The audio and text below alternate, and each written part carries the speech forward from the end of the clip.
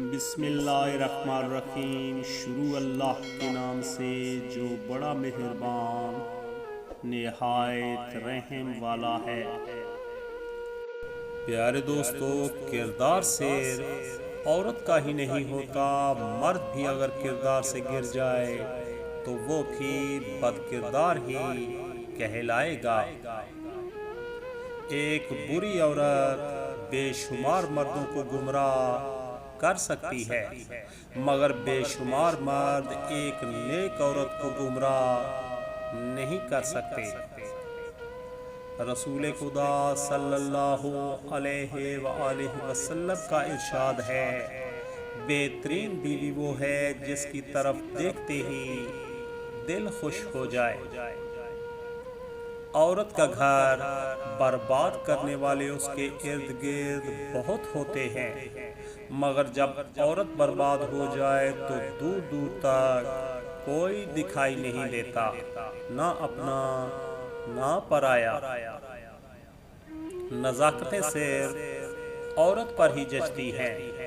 مرد روبدار اور وسیلہ اچھا لگتا ہے، نکاح کر کے ساتھ لے جانے والا تھوڑا کالا ہی صحیح، لیکن گناہ کر کے چھوڑ جانے والے گورے محبوب سے لاکھ درجے بہتر ہے۔ میاں بیوی کا 90% رشتہ احساس اور رومانس پر منحصر ہوتا ہے۔ جس عورت کا شوہر احساس کرنے والا اور رومانوی ہوتا ہے، وہ ایک جنت جیسی زندگی گزارتی ہے۔ خالی جیب والا مرد دنیا کی ہر عورت کے لیے بدصورت ہوتا ہے۔ دوستو، اپنی بیوی کو اتنا خوش رکھو کہ کل جب آپ رب تعالیٰ سے اپنی بیٹی کے لیے اچھا نصیب مانگو تو آپ کو شرمندگی محسوس نہ ہو۔ پڑھا لکھا دوستو، مرد پڑھا لکھا ہو کر بھی ان پڑھ عورت کو قبول کر لیتا ہے، لیکن عورت 2 لفظ زیادہ پڑھ جائے تو اس کو اپنے معیار کا شوہر چاہیے۔ باپ کے بعد جو رشتہ آپ کے ناز اٹھاتا ہے وہ آپ کا شوہر ہے۔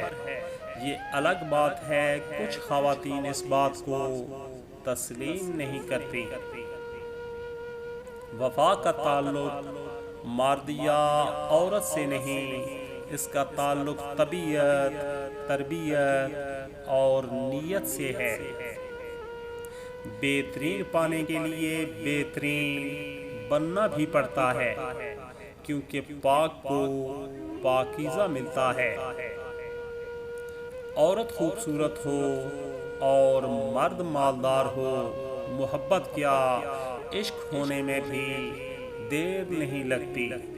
آج کی تلخ حقیقت، باپ کے بعد اچھا شوہر بیوی کے سر کی چھت ہوتا ہے، اس کا مان ہوتا ہے۔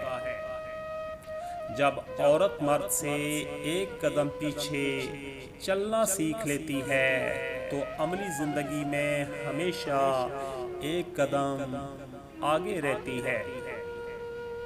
شادی کے بعد عورت کی حالت کو دیکھ کر اس کے ماں باپ کا نہیں بلکہ شوہر اور سسرال والوں کا پتہ چلتا ہے۔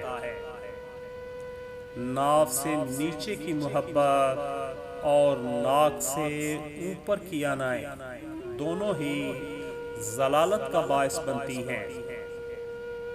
پیارے دوستو، بدقسمت ہے وہ شوہر جو بیوی پر رعب جما کر عزت کروانے کے چکر میں اس کی شرارتوں اور دل نشین اداؤں سے محروم ہو جاتا ہے۔